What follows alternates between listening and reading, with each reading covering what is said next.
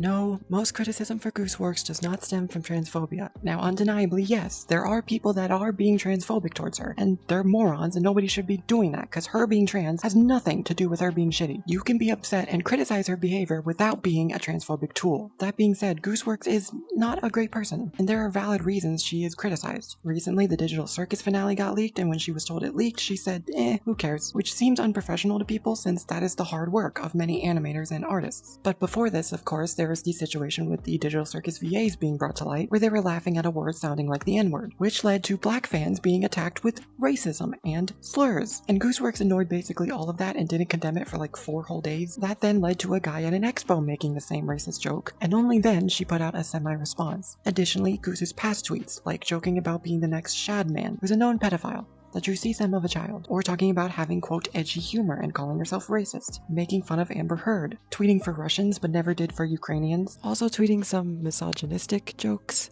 various things about incest, and inappropriate language to a 17-year-old while she was 26, as well as defending a 17 going on 18-year-old creator who got caught out for being sexual with a 14-year-old. Also kinda relevant, the guy that covered Isn't She Lovely for the Digital Circus finale and who voiced Disappearing Guy is a severe lolicon, and has praised Shadman before.